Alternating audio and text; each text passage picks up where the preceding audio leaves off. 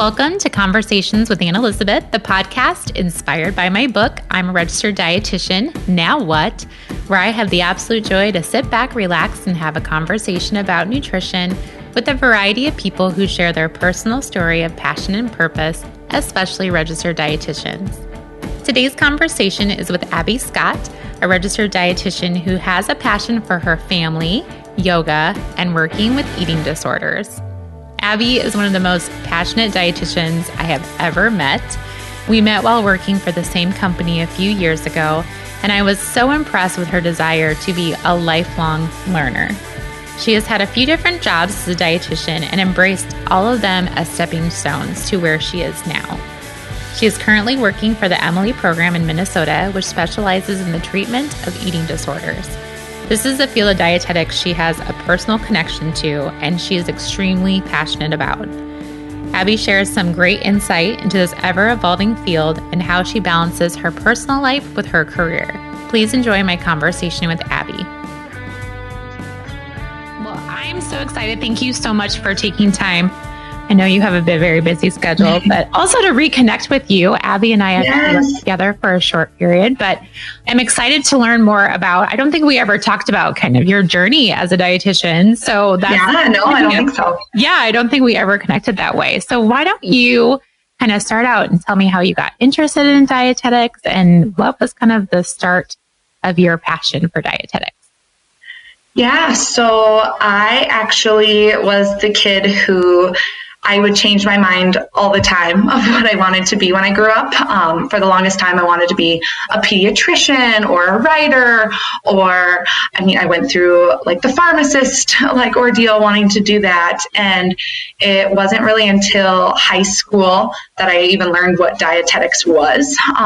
And it was just me kind of searching through course catalogs, as dorky as that kind of sounds, and seeing dietetics as a program, and things just clicked when I saw it. So long story short, I actually had struggled with an eating disorder when I was in middle school, and I only saw a dietitian once, maybe, for that. And of course, my just experience with a dietitian at that moment in my life was, nope, don't want to talk to them, don't want anything to do with that.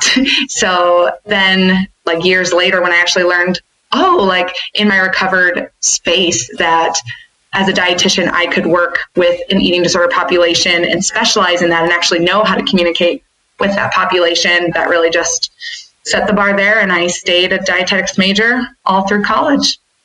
I did not know that you had I think I knew that you had an eating disorder, but I didn't know it was so early into your life. I was really young. I was really young, and I even think about that now. We, at my current job, we have different locations for adolescents, which in my mind, I'm like, oh my gosh, they're just itty bitty. But then I think I was one of those itty bitty clients at one point. And as you know, in Iowa, there isn't really any eating disorder treatment program. And so when I, quote unquote, got treatment, it was at a behavioral health center in Des Moines that I don't think is no longer there. But I was the youngest client. I was the only one with an eating disorder, and everyone else had behavioral health issues. So ADHD, there were some, shoplifters, just a lot of, it was more like a psych ward kind of. And every day I went there, it was like a day program for 2 weeks. I would go there and I'd have to get patted down, and it would just be like a treatment from 8 to 4. And I really just got scared into recovery, I say, because I was like, nope, I do not want to go back there again. Really? Yeah, it was not eating disorder focused though. They gave me meals and snacks, but that's about it. Oh my gosh. So you can definitely speak to your own personal experiences when you were a child to as an adult and being in a much different treatment area, how much of a disconnect there was. Oh, so much. Even growing up, I didn't even realize, I just was under the impression that I had an issue with food in my body. I didn't even realize I had a mental health diagnosis. It just didn't click. I had an eating disorder, not otherwise specified at that time. So EDNOS was what it was called. And yeah, I didn't realize that was a mental health disorder. I just thought I had issue with food and my body. And then you're getting patted down to go to a day program. Yes. I feel like and it was all of middle school. So 6th through 8th grade was when I really struggled. And then finally got better by the time I got to high school. So it was such a long time ago. And so I feel like part of my brain has almost blanked out or kind of forgotten some of the nitty gritty details. And I think, again, now that I've learned more about like trauma and how that, how your body responds to that, I feel like my body's just kind of safeguarding it from remembering those times. So interesting. That's really interesting that, I mean, again, the mental health ability to treat is not that great in many states. So it's exciting to know that where you're at currently, which we'll talk about in a little while, is doing that good work that needs to be happening. Yes. So I think it's funny though that you said that you got scared into recovery. Yeah, I was the rule follower. So I mean, they told me what to do, so I was like, okay, I'm done. I don't want to go back, so I'm going to make this happen. Yes. So that's interesting that you had such a brief encounter too with a dietitian, but once you started to learn more about the actual profession, I'm surprised it didn't like completely just write it completely off for you. I know. I don't even know if I understood at that young of an age that that's who I was seeing, like that they were a dietitian. I just knew they handed me a piece of paper and told me to eat 3 meals and 3 snacks. And I just like rolled my eyes. I don't even think it clicked. And then when I was obviously in a much more like better place mentally, and I saw like what a dietitian actually can do, like learning the science and principles behind nutrition and motivational interviewing, nutrition counseling. I think it was really like the nutrition counseling aspect that I was so interested in. Because I don't feel like I got nutrition counseling. I think it was kind of a staple. Here you go. You should eat this and this should be good. But yeah, like I don't even know who it was, who I saw. It was a very interesting time. Yeah, that is very interesting. So you kind of went through high school and then you knew that dietetics was kind of what you wanted to study. So where did you go to college at for dietetics? Went to good old Iowa State University. And that's what's funny is just luck. I think my life, it just, as I'll talk through, everything just lined up perfectly many different times in my life because I always knew I wanted to go to Iowa State. Like there was no ifs, ands, or buts. Like I knew that's where I wanted to go. And lo and behold, that was the only school in Iowa that has a dietetics program. So lined up pretty well. Yeah. I was a lifelong Cyclone. We grew up in central Iowa. So that was where I wanted to go and wanted that big university college life. So went to Iowa State. I had dietetics as my major from day one. Probably the first year was my hardest, just general. I mean, I've listened to many of your podcasts and I've heard many people say the same. General bio, general chemistry almost kicked me out the door. And especially a big university when your classes are 300, 400 people large. And it's just, it's crucial. I mean, it's hard, but I just stuck through it and knew, there will be curves in the grade, and luckily they would curve the grade. And my aunt, very funny, my aunt's actually a chemist, and she lives in Ames, so I would call her just like with questions, and she just kept telling me, keep at it. Iowa State, like in big universities, like they're known for like weaning people out in the first few years, just because they want to get people who are really true in that's what they want to do, pre-med or any health, health major. So she told me to stick it out, and I did, thankfully. It worked out in your favor. It worked out. But I do remember calling my mom after the first semester and being like, oh my gosh, do I really want to do this? Maybe I want to switch to journalism because I love writing. So it's like, maybe that's what I want to do. But luckily I am able to include some writing in my career now too, again, as we'll get to. That's awesome. Did you also do your internship with Iowa State? I did. So, again, how all the things aligned, I applied to 5 different internships, and Iowa State I had as kind of my buffer, and that's where I got placed. And initially I was kind of bummed about it, but then things, again, like I said, just lined up perfectly. I actually got placed. So it's, the Iowa State internship, but you get placed all over Iowa. And I got placed in Council Bluffs, which was one of the choices I had said I was willing to go. And I actually was born at the hospital that I did my clinical at. Oh, you were? Yeah. So it was Jenny Edmondson Hospital in Council Bluffs. So I was born there. Yep. And the doctor who gave birth to me is now, or I don't know if he still is, but this was in 2012. So he was like one of the medical directors. The dietitians who I interned with, who were my preceptors, they had been there 25, 30 years. So they had been there, I guess, when I was born. So it was really, really cool, full circle. Oh my God. Do you have family that lives in that area then? I do. So yeah, my dad's family is actually from Glenwood.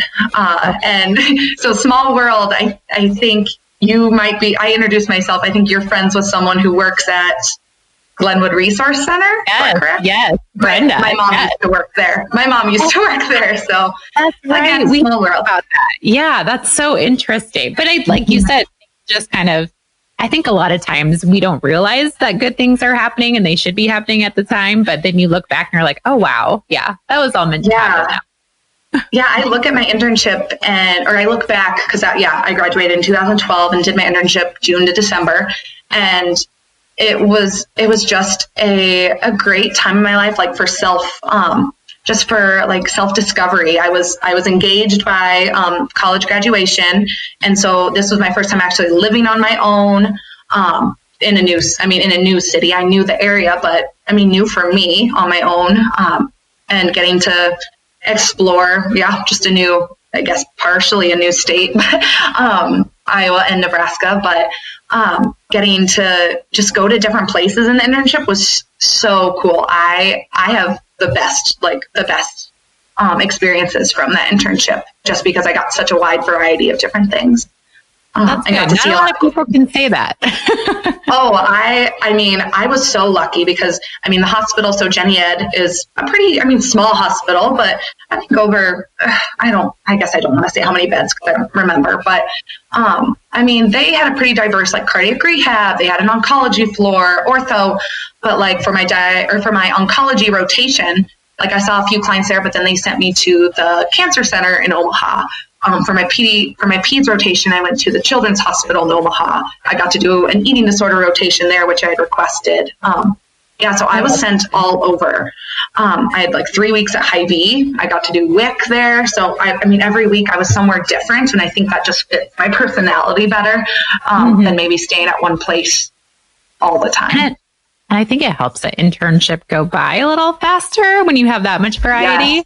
Yes. It was so fun. And, I didn't work during my internship because my mom was very adamant that, this is your time in school, you're learning, you're getting ready for your career. So I did the internship during the week, and then I had weekends off to, again, just explore and kind of have fun. So that was helpful. And my now husband, he moved up a month or two into my internship, but then he got a job in Des Moines a few months before I ended. So it was kind of like haphazard. He moved up in the middle of it and then moved back. So I was alone the beginning and the end. So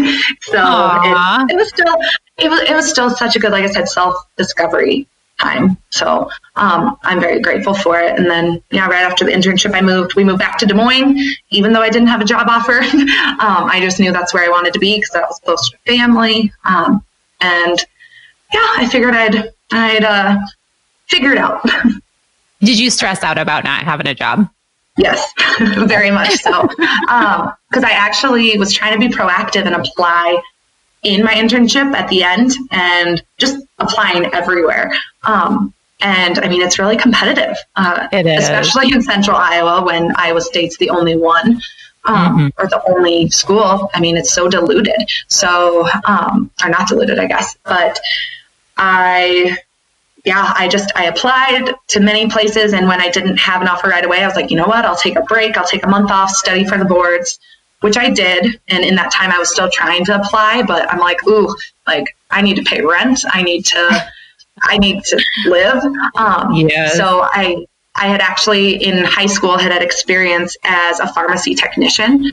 So a friend of mine was working at Hy-Vee, at a Hy-Vee pharmacy in Des Moines, and was like, hey, you should apply. Like, in the meantime, like, it'll like still be in the healthcare field. And I was like, yeah, sure. That's a great idea. So I did. And I was actually a pharmacy tech at the Southridge location for, a good like 6 months. 6 months before I had started as a full-time dietitian with Hy-Vee. But in the meantime, I also had another job as well as a dietitian. But yeah, so I was a pharmacy tech for a while with an RD behind my name. So it was fun. You know what I think though, that's a great thing to bring up because like you said, it's so competitive in certain areas of the country where there's a lot of dietitians coming out of an internship and it's hard. Like, I think you probably felt this. Like, I feel like I'm a loser because I didn't get a job right away. And right. And oh my gosh, I was starting to feel so down on myself because I would apply like anytime there was an opening, I would apply daily and I'd maybe get an interview or I'd get the email like, no, it's already been filled. But I just felt like I was practicing interview questions. Like I knew them off the back of my hand. Like I knew what I was going to say. I felt pretty confident going in. And there were interviews that I was like, that went amazing. And I even got feedback back from interviews that's like, you were great, but there was someone else that we thought was like, just, well, they didn't say just a little bit greater. Like, right, they were better. They would say that like it was between you and someone else. And I'm like, oh, it just stinks so much to get that close.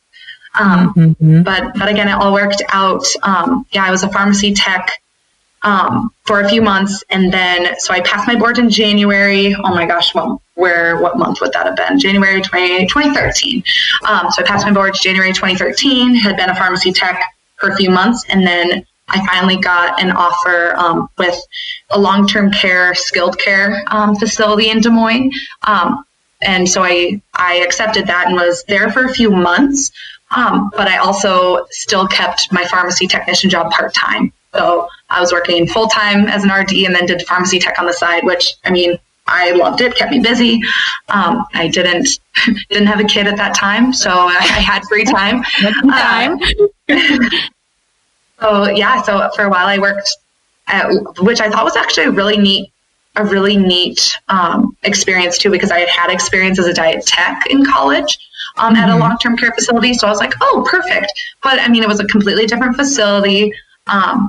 I felt like it was really good clinical experience, and I was the sole dietitian for, I think it was about 100 beds, and half of it was long-term care, half of it was skilled care. So people just coming in like who needed rehab for a few weeks and then discharging. So it was a really busy job actually. But it just wasn't where my heart was at. Like I loved my residents. They were amazing and hilarious, but I was like, I don't know if long-term care is where my heart really is. And I know there's a lot of people who love that. So I think it's good to just, I think, experience different things and see what you really, really, truly like. So then during that time, then Hy-Vee had an opening and you ended up going full time with Hy-Vee? I did, yes. So, Erin Good, who was at Park Ave and then got the Waukee store. I was friends with her from college, and she told me, hey, I'm actually going to be at the Waukee store. You should apply at my old location. So I was like, yeah, sure. And I went to apply, and things line up how they should. The application deadline had already passed. And so I emailed the director and said, hey, I know the deadline's already over, but here's my resume just in case. And I got a phone call, I think within a few days, and then an interview. And the rest was history. And the rest was, I actually got it after all that hard work. I actually got the job on the spot with that interview. So that was really great. That was really great to just, again, after all the hard work that I'd put in, like, okay, I do deserve this, or I can be. Because, I mean, you start doubting yourself, right? That you're not good enough, or like that self, just what's the word I'm trying to think of? Comparison, like just comparing yourself to others and, just feeling really vulnerable. Did you always, so going from long-term care, was retail something that was on your kind of radar? Was it something that interests you? Not in particularly. Like I did intern at Hy-Vee in Omaha, and I thought it was really cool because, again, like most people in the world, I didn't know what a Hy-Vee dietitian or retail dietitian did. And at all the locations I saw in Omaha, I saw that it could be very varied. Like one day you can be giving a presentation and the next you are doing biometric screenings or individual counseling or going to schools. So I liked the idea that it was more preventative, like you were able to talk with clients with customers in the store and really be there right when they have questions about food or nutrition. So I wouldn't say that being a retail dietitian was on my radar at first, but I came to love it and came to really like just that we were in the community, right? In the community and able to be in contact right where customers were at. And that's where we met. And yes. That's when I learned about you with your passion for eating disorders. And that was always something that I know that I referred to you if we ever had consults for that. Cause I was like, I know Abbie has a lot more experience with this, which is what dietitians should do. I know. And sorry, go on. No, I was just going to say, and that's where I knew that was something I figured at some point that's where you would be moving into your current profession. So maybe talk a little bit more about how that kind of happened for you and what you're doing currently. For sure. So, and I'll kind of backpedal a little bit. So I was always interested in eating disorders. And even though, again, by the time I was at Hy-Vee, I was interested in eating disorders, but I definitely, I learned was just going to conferences or going to continuing education and getting as much knowledge on it, because that was something I was very, very passionate about. And I think that's a really good tidbit for future dietitians too, is like, you aren't going to be the expert at something right away. Like you really have to kind of put the effort in and learn all about it, because I think back to that time and I'm like, now working in eating disorders, looking back at that time, I'm like, oh my gosh, I just like put myself out there. I was like, I really want to learn about everything there is to about eating disorders. And I connected with who worked with eating disorders in the community. The nonprofit Eating Disorders Coalition of Iowa was really helpful and provided me a lot of mentors. And I got connected with a lot of amazing people in that regard, and even helped plan like different conferences that they did, or different continuing education, like days for professionals. And that's honestly where a lot of my knowledge came from. And I started getting referrals for individual clients through that, through therapists and through doctors that I met through that organization. And that's how I started getting eating disorder clients, even when I was working in retail. But going forward, so yeah, I had a few experiences with eating disorders there, but by the end of my retail journey, I again just realized that this is not where my heart's set. And again, a lot of people love that setting, and like long-term care, I just did a lot of internal reflecting and was like, now or never. Like, this is my dream. I would love to work with eating disorders, but Iowa just isn't where I'm going to find that right now, unfortunately. So, the Emily program is a clinic and an organization that I've always had on my eye. Again, they offer internships through the University of Minnesota, and I always had the Emily program on my eye, I guess. And so I had looked up to see if they had any openings every so often, but I never applied because I'm like, I don't have the guts to move out of state. I'm an Iowa girl. But at that point I was like, it's now or never. I'll just do it. Like, I can always apply, but I probably won't get an interview. But I applied and got an email that they wanted to interview me for one of the locations up here. And I told my husband, and I was just, oh my gosh, like, this is crazy. What am I going to do? And he's like, well, just go interview. Like, it's your dream. Like, do it. He's like, you can always say no if it doesn't work out. So I was like, all right. So I took a day off, drove 4 hours from Des Moines to Minnesota, to the Twin Cities, and interviewed with a site director and a nutrition manager up here. And it was one of the most laid back interviews I'd ever had. And I was just authentic and real and shared why I wanted to be in this position. And prior to that, I was always so self-conscious, thinking like, oh, if people knew that I had an eating disorder, they're not going to trust me as a dietitian. They're going to think I'm going to prescribe clients unethically. Like, I just was always so concerned that if people found out that I had struggled with that they would judge me. So this was the first time I'd actually opened up and said, yep, I actually have had an eating disorder, and this is why I want to work here. And they really liked my background in yoga as well.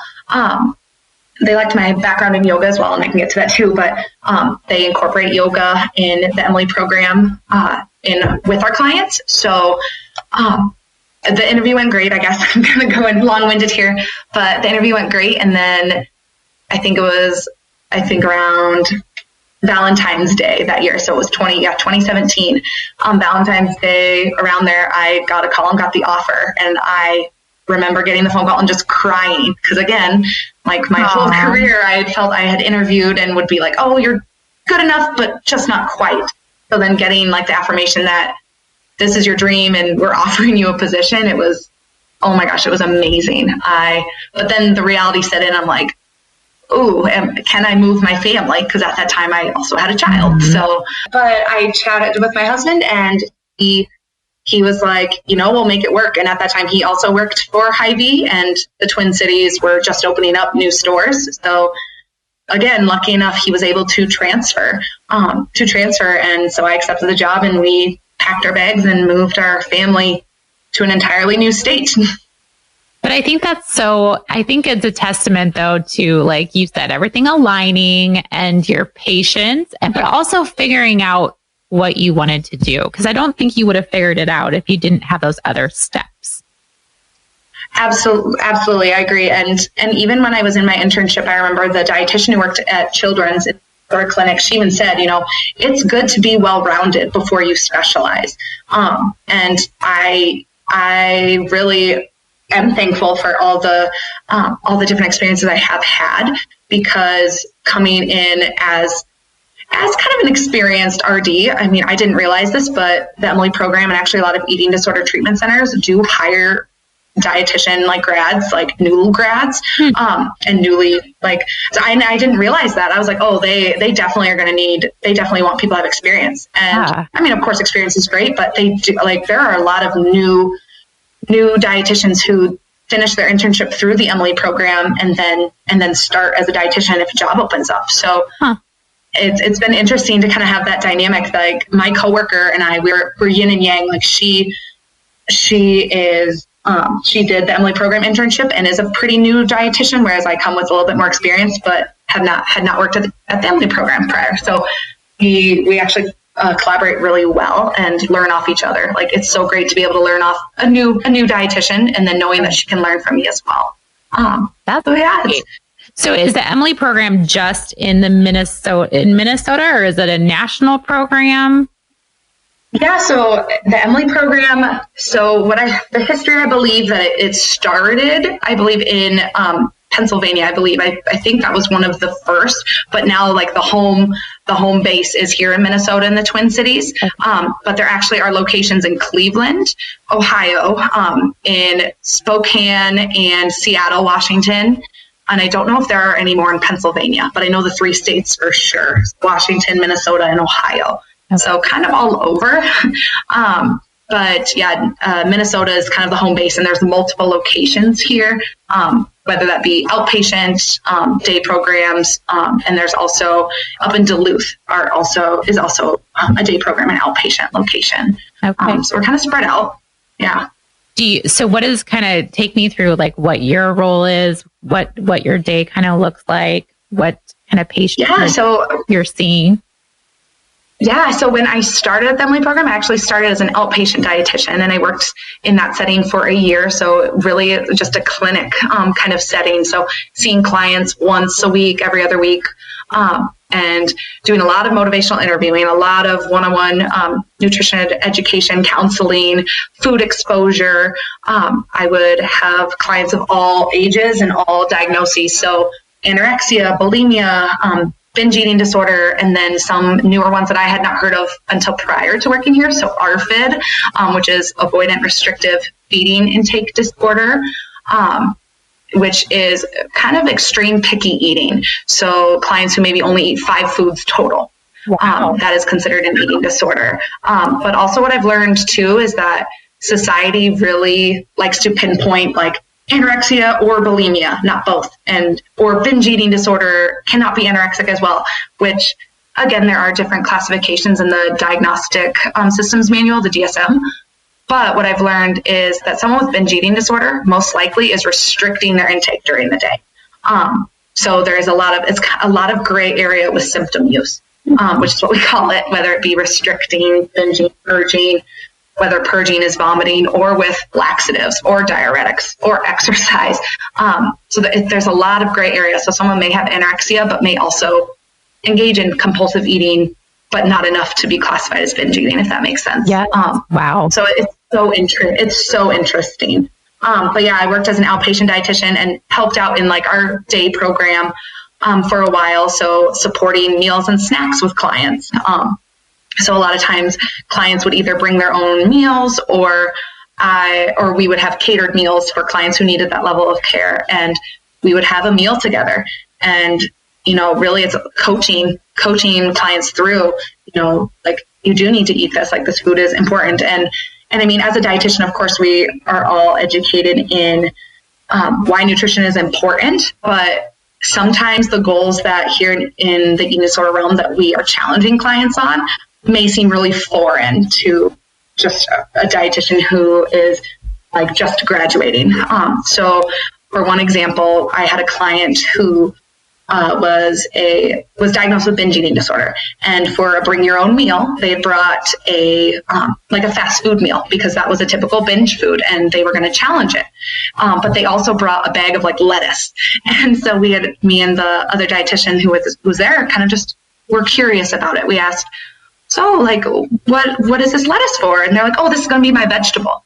And we're like, well, yeah, you're right. A vegetable is on your meal plan. But, typically when we go to fast food, like we don't have just baggies of lettuce with us. So yes, even though in our dietitian mind, like we usually think that vegetables are great, sometimes in the eating disorder realm, I have to educate clients and say, I know you're going to get vegetables, fruits and vegetables outside of here, but I really want to challenge you on some fear foods and show you that no food is a bad food. Like all foods can fit. So with that particular client, we actually challenged her to leave the lettuce, not eat it, and just have the fast food meal, which brought up a lot of very, very strong emotions, as you can probably imagine. Yeah. Mm-hmm. Wow. That's interesting. Yeah. So challenging. And again, like, I've learned a lot in my time here as well that I've learned a lot in my time here that, as dietitians in healthcare, we are very weight focused, and like how weight is an equivalent of health, or like, the obesity epidemic. And again, like as an eating disorder dietitian, there can be symptom use like binging that maybe does increase someone's weight. But really the philosophy that I've started to use and approach is the health at every size model, and intuitive eating for clients that it makes sense for. But the health at every size model in the fact that, if someone is classified as obese or overweight, but they're only eating 500 calories a day, I'm not going to prescribe them to continue doing that for weight loss. I'm going to actually prescribe that they eat a more normalized meal plan and see where their body falls and see where it wants to sit. And actually how that is more beneficial for their overall health versus like prescribing diets or weight loss, which actually I've learned is sometimes can be prescribing disordered eating. So it's been a real learning curve being here, and it's amazing. Yeah. But yeah, I started an outpatient, and now I actually, for the past year, I've actually worked in our residential program. So clients live here 24/7, and I am in the adult residential site. So we have 16 residents total, and 2 dietitians. So I see half the house. The other dietitian sees the other half. And so technically I only have 8 clients on my caseload, but those 8 clients fill up at least 40 hours of my week. Wow. They are obviously like sometimes the sickest of the sick. So of course, a lot of times we'll have people come here who need weight restoration, right? So are very clinically underweight. We can see clients as low as a BMI of 13.2 or above. So we definitely see some, if a client does not meet those requirements, they actually would need inpatient. So that would be a step above us, which, I mean, there's a lot of inpatient facilities around the U.S., but we can see clients for weight restoration, but we also can see clients who are bulimic or binge purging, or again, anywhere in between that just need medical stabilization or just nutrition rehabilitation. So medical and nutrition are the key factors that we do here. And so dietitians at the Emily program are looked up very highly, just because it is a very major part of their treatment. That's so good, though, that you are part of their treatment. I mean, I could see eight patients, but as an inpatient, residential person living there, that would take up your whole week for sure. It does. I mean, in between, I mean, of course we see, we have scheduled nutrition counseling sessions, but I definitely don't just talk to a client once a week, right? Mm-hmm. Because they live here. I mean, I'm in their home when I'm here at work. Sure. Like right now I'm hiding away in my office. So don't come to my door. But if my door's open, I mean, they know my policy is when my door's open, you can always come and check in if needed. And whether that's after a meal or snack, if they're really escalated and need de-escalation from a panic attack, or are having issues with body image, or really just anything. I mean, sometimes our roles, therapists and dietitians, kind of overlap here. Of course, therapists don't create meal plans, but definitely dietitians do a lot of nutrition therapy, a lot of therapy and motivational interviewing and just a lot of counseling. I mean, I've even thought about, what would that be like to get either a counseling license as another degree, but I'm no, I'm good. I believe that, in your expertise area, that it would be a great thing to have, not necessarily that you have to go get a degree, but have a dietetics, counseling therapist, maybe certification or something that you could just get some of that, education, but not have to go all in on what a therapist would be. Because you are basically another type of therapist for them. It is. It's so interesting. I mean, clients will come in and I remember nutrition counseling class in school when we got to practice with a student or with someone who wanted education. I remember writing out every question verbatim, what I was going to say. And now I just look at nutrition counseling sessions as conversations with clients, going over obviously their personal goals, what they've deemed as successes, what they've deemed as really big challenges that week, any specific barriers that they see to interrupting symptom use, whether it be restriction, binge, purge. As you can see, hence why we use the term symptom use, because it can cover a lot of bases. But I mean, I really enjoy that therapeutic approach. It's so interesting. And that's what we actually do with meals and snacks here. So on any given day, I might support 1 or 2 meals or snacks with clients. And it really is kind of having a therapeutic counseling session in the moment with them. So we do a lot of distractive talk, because at residential, it's we just need to get the food in. We need to get the food in and then see how can we cope with that. But a lot of times then it is hey, I see you're having a challenging time. What can I do to support you? Or I'm noticing you're cutting your chicken up into 20 million pieces. How can we take bigger bites? Or just anything. And I mean, I've learned many tricks from clients of what they will do, their eating disorder, how it will show up. I mean, it's not uncommon for clients to hide things in napkins or burn toast so they can scrape it off to just try and they can get very innovative. And so, I mean, I think my personality, I'm definitely firm with clients, but I definitely use a a humor approach when appropriate. I'm like, well, I definitely saw that. Mm-hmm. Yeah, you're like, you can't get that by me. Yeah. And this job, I mean, I've always been a people pleaser, but this job has definitely taught me. And I remember a quote from one of my preceptors is, you are their provider, you're not their friend. So, I mean, of course, as much as we want our clients to quote unquote like us and have a good relationship, that can be one thing, but I can't be their friend and then that inhibit their care. Because as much as I care about all my clients, I definitely do have a hard job because I'm the one dealing with food and their meal plans. Sure. So if they needed meal plan increase, they may fight and they may cry, and I have to hold that space for them and still say, I know it's tough and we still need to increase your meal plan. Mm-hmm. Oh, interesting. How long are they there as residents?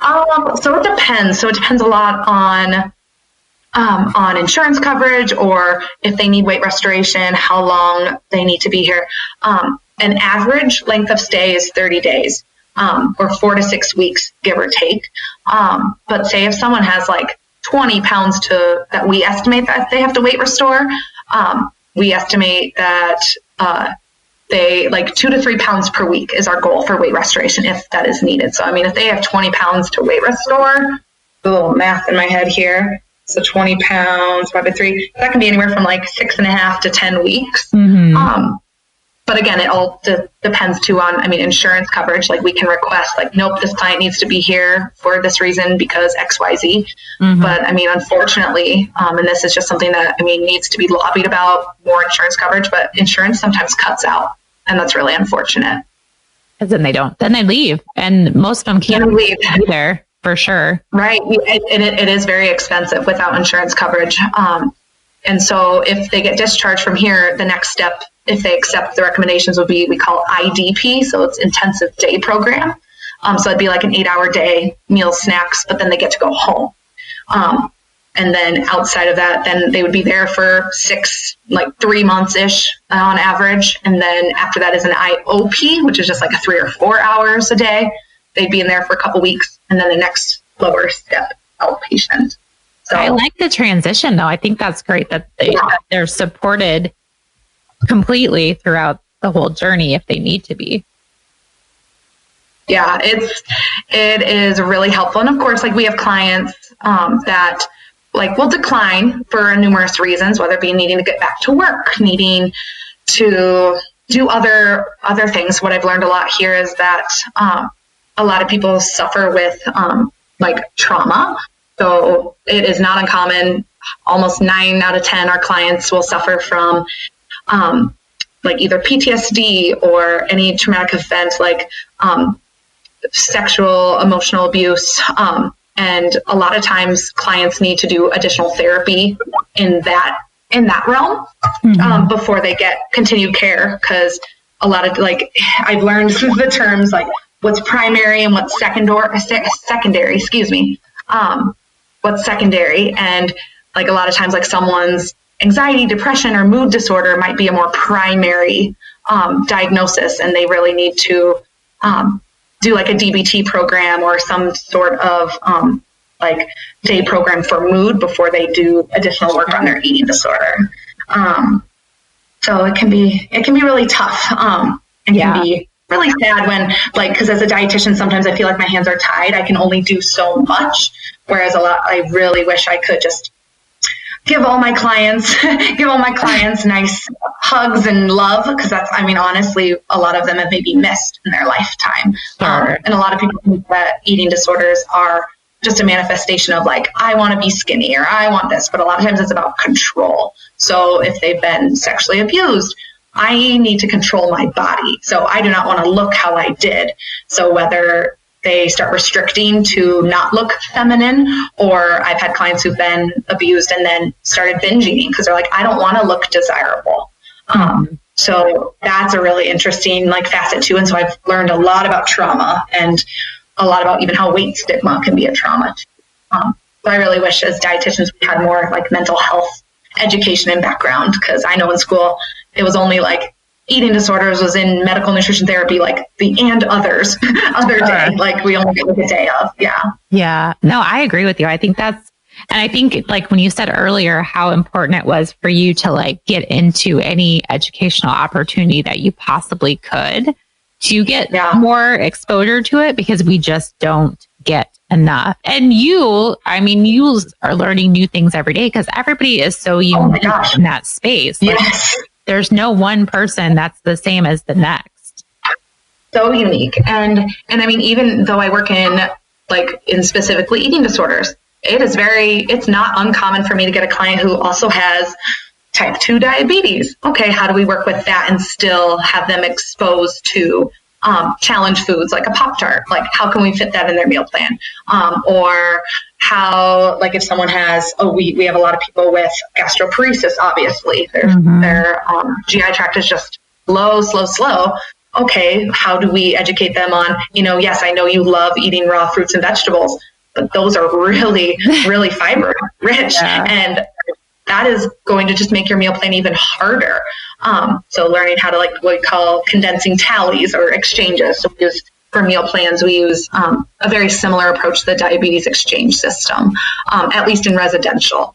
In outpatient, I did have some clients that I did intuitive eating with, just because they were at that space. But the reason we don't do intuitive eating at residential is because they most of the time don't have hunger cues. So if they're never hungry, I'm not going to tell them to listen to their hunger. Right. And that actually, it's really interesting to educate clients on that too, because all the time, I mean, I feel like I say this over and over again to clients because they're like, well, I'm not hungry, so I shouldn't be eating. And I'm like, you're right. Like in diet culture and in society, we hear like, eat when you're hungry, stop when you're full. But if your body is not telling you that it needs nourishment, we can't listen to it right now. So unfortunately, you might feel very uncomfortable for a while.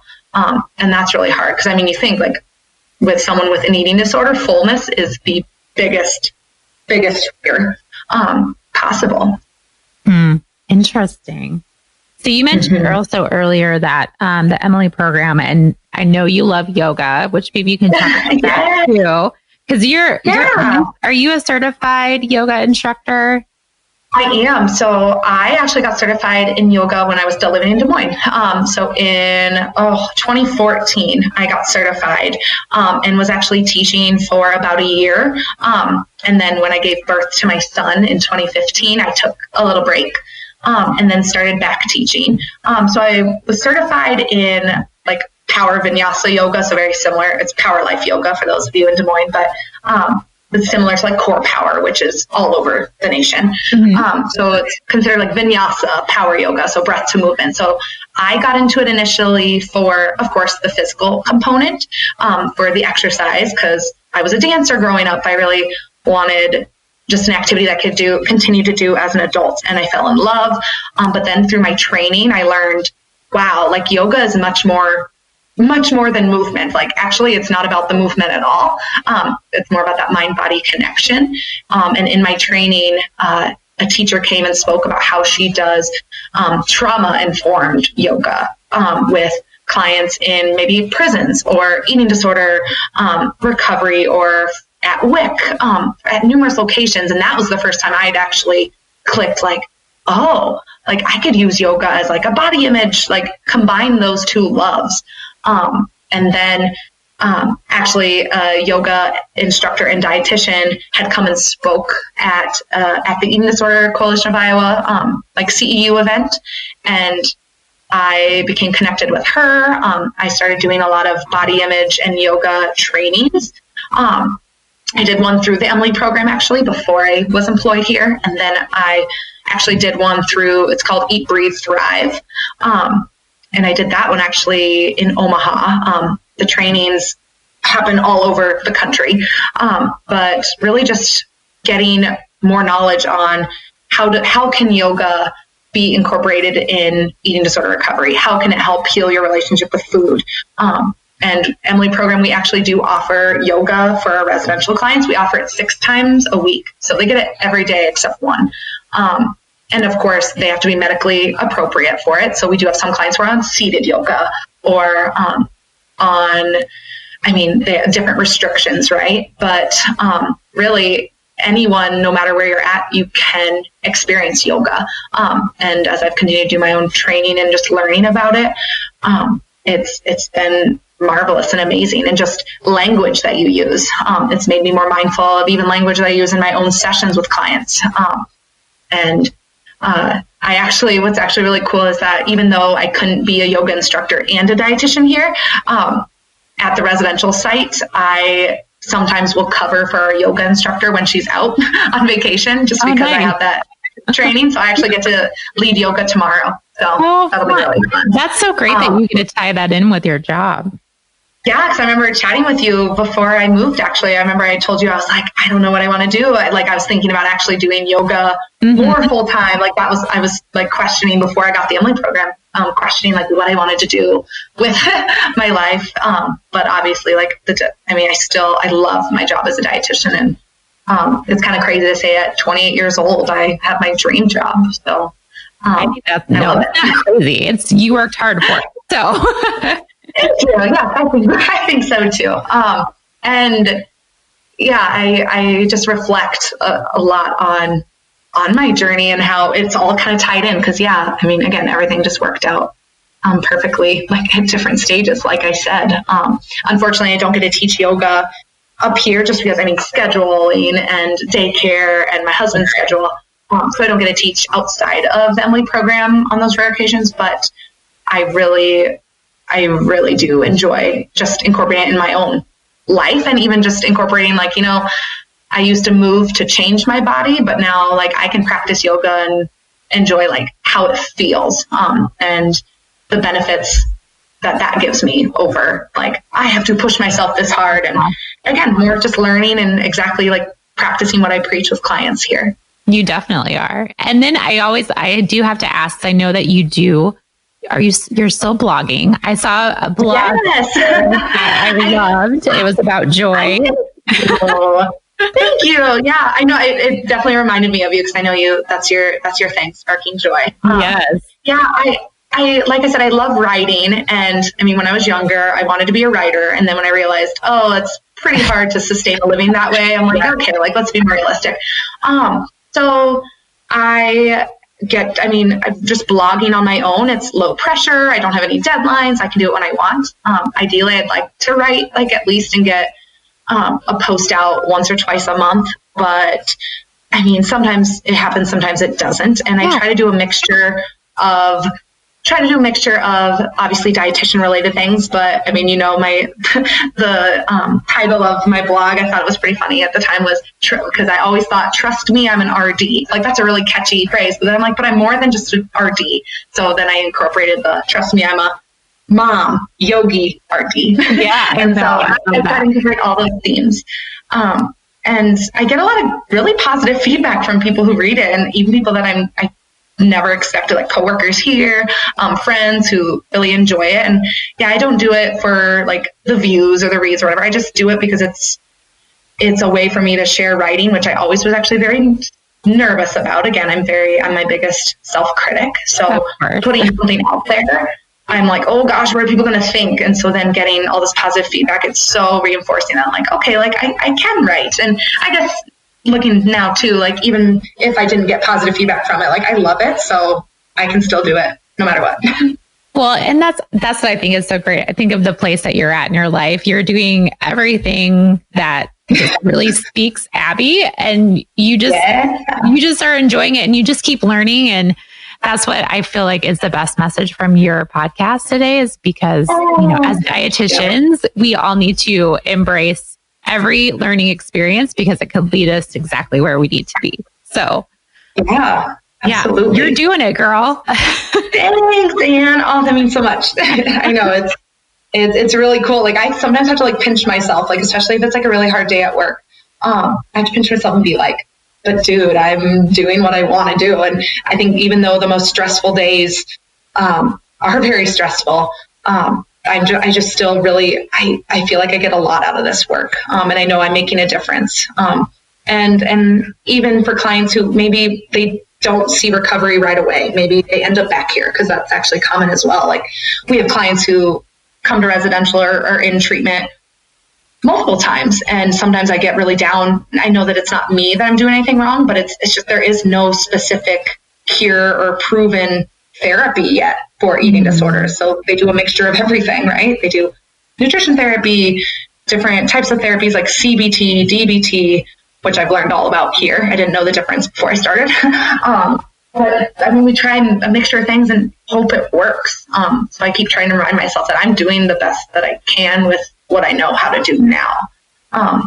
And yeah, it'll continue to keep evolving, but it is very amazing to see previous clients, like when I go do the NEDA walks of the Eating Disorder Association, they do walks all around the U.S., and they do it at the Mall of America here in Minnesota, or in Minneapolis. And I saw many previous clients, whether that was when I worked outpatient or whether it's here. And it is the best compliment ever when someone comes up, gives you a hug, and is like, I'm doing so great, like, because of you. Like, I mean, things go on. It's like, you know that if I can help one person, right? It's, you know, that you're doing something right. Oh, that's so great, Abbie. So great. Well, I hope that you continue to keep making a difference and enjoying your job. Like, that's the biggest thing, because there's so many people that stay in a job for it being a job and being a paycheck. And don't be scared to uproot your life and go do what you dream of doing, right? Yeah, exactly. I know. I look at it, I'm like, it's so crazy, because when we moved up here, my husband actually didn't have a job until a week before I started. Like, oh my gosh. He was in the works, like everything was in the works, but he did not actually know if he'd have a job until so nerve-wracking. And what was crazy is we lived an hour south of the Twin Cities when I first started, because he actually was able to transfer to Rochester. So if everyone knows, that's south. That's very southern Minnesota. So he drove an hour and I drove an hour every day. Oh my, I remember you were driving quite a bit. Yeah. Oh, it was awful. So then luckily when a store opened up in the cities, like a new store, he was able to transition, and he opened that store up in the city. So very thankful that, you know, we're an hour drive. It's more like 20 minutes. So I can. Oh, that's way more tolerable. Oh, it's so great. It is, let me tell you. Well, I have some hard questions for you now. Okay, ready. You're ready. So share with me some of the foods that you enjoy. I love a lot of food. So I used to actually be a very, very picky eater growing up.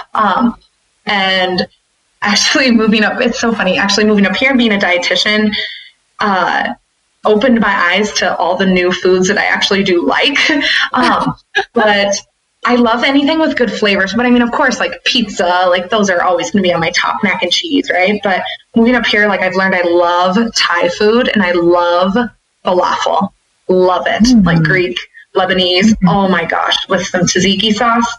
We go on like meal outings with clients and it's my absolute favorite. Oh, that's fun. That's really cool. So anything with good flavor. So yeah, I've learned I never had Thai before. Like, of course, like Mexican, Italian, but I don't feel like there's a lot of as much different cultures as there are.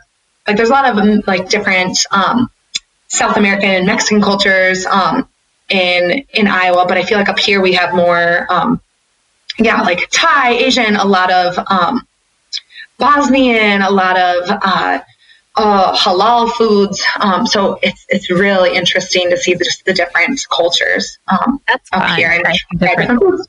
Yeah. So I would say, like, I literally crave falafel now, and I think it's so funny. I don't know if I have anyone ever told me that they crave falafel, but I know it's so weird because I love meat. I'm not vegetarian, so I mean, falafel is good though. It is delicious. It is. Do you have some favorite beverages that you enjoy? Oh my gosh. So I actually also, I feel like I've just expanded my horizons being a dietitian. So I really love, a good ginger ale, right? Like that's always the best. But I actually have recently really started enjoying kombucha, like certain brands. And doing it obviously. I like the Kavita, like Master Brew, those, like the peach pineapple. peach pineapple is the best. I'll have to try that one. I haven't tried that one. Oh my gosh, it's so good. It's so good. But I mean, I also am careful just because, I mean, I only do like half a bottle at a time and I don't drink it every day just because, I mean, that is a ton of probiotics at one time. It is. Just being careful. So, but yeah, I really love the Bai. I don't know if it's Bai or Bai 5, but the Bai coconut drink. So anything that's just really refreshing, I think, is what I tend to go for. Good choices. Do you have a favorite scent or smell?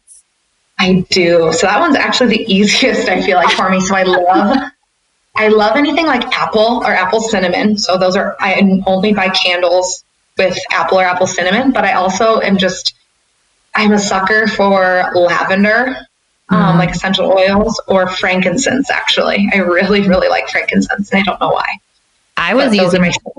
Frankincense smells good. I was using it because my eyes were itchy, and I heard that helps with itchy eyes when you're in allergy season. Oh, I didn't know that. So you put it underneath your eyes, and it helps them from being itchy. And it does smell good. Nice. I know it has a ton of great benefits, but I learned, so we use a lot of essential oils here at work, and I had my diffuser, so I'm like, I'll just diffuse. But I've actually learned that scents are one of the like biggest triggers for like a traumatic response. So some people are very sensitive, so I'm careful. But I actually was diffusing frankincense one day, and then one of our nurses came and asked me if I wouldn't, because apparently she's allergic to it, and she broke out into an entire body rash. Because apparently it's in the same family as, she shared this with me, it's in the same family as poison ivy. Seriously? So, my God. I didn't know that either. So, and I mean, so she's like, yeah, so I'm really sensitive. She's like, I knew someone had diffused it. So she was just going around like, hey, did you do it? And, yep, it was me. So I felt terrible. God. You would have never known, though. There's no way you would have known that. I know. Of course, I always feel bad when I had it wasn't like I did it intentionally. Yeah, no. Oh my gosh. Do you have a favorite color or colors? Always and forever, my favorite color has been orange, but I'm really gravitating more towards purple now. So I'd say orange and purple. They both go together really well too. They do, yeah. I don't know what it is about purple. Yeah, purple, lavender, any of those colors are just beautiful. But yeah, orange has always been like in my family. All of my cousins and I, like on Easter, when we did Easter egg hunts, we would all each have our own color. So I'd always go get the orange eggs. My cousins would always get green or blue. So everyone had the same amount of eggs. So if you ever have nieces or nephews or any little kids that you're listening, that's an easy way to not have them fight over eggs. That's a really good idea. Yeah. Then it sticks forever, right? Yeah. Yep. What brings you joy in life? Oh gosh, a lot. So obviously I call him my little man. My son, he's 3.5. So he's getting so big. He's so ornery, but again, when I pick him up from daycare or when I come home, he's definitely a mama's boy, because even if dad's with him, if he sees me, he just yells, "Mom!" and comes and runs, and he's just so happy. But obviously my family, so Eli, my son, my husband, brings me a lot of joy. My clients, even though they may be frustrating, they bring me a lot of joy as well. But of course, like I've learned self-care is so important. So finding new hobbies. So obviously reading, writing. I've actually learned that I am a little creative, and I didn't know that. I always grew up thinking I wasn't creative because I couldn't draw. But I've learned like doing like different kinds of paintings or different things. I've shared them on social media before, but yeah, you are getting creative. I like it. I am. It's fun. Oh my gosh. I've been making that pour art. So like, putting paint on canvases and letting it just drip and looks like a geode when you're done. It's so cool and so easy. That's so cool. Yeah. Well, that's good. I love it. I love following. You are a very fun person. I will definitely put your Instagram on on the show notes page, and I really appreciate you sharing so much about your job. I appreciate you reaching out to me. And yeah, like I said, I have connected actually with quite a few. Every time you share someone's story, or when you share your dietitian crush or just anything, I connect with a lot of people just from you connecting, and sharing their stuff. So yeah, I appreciate it. So hopefully I'll connect with more people after this. Yes, we'll be one big happy family. Absolutely. Well, thank you so much, Abbie. And to be continued. We'll check back in. To be continued. Yeah. Absolutely. Thanks, Anne.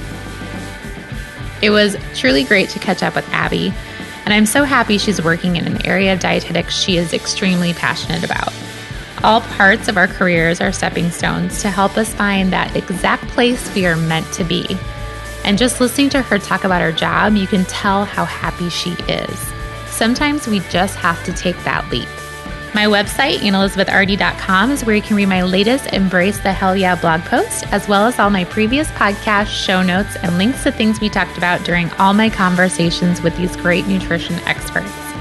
My book is also available to purchase on my website, and there is now 15 CEUs approved for self-study through the CDR, which you can also purchase on the website.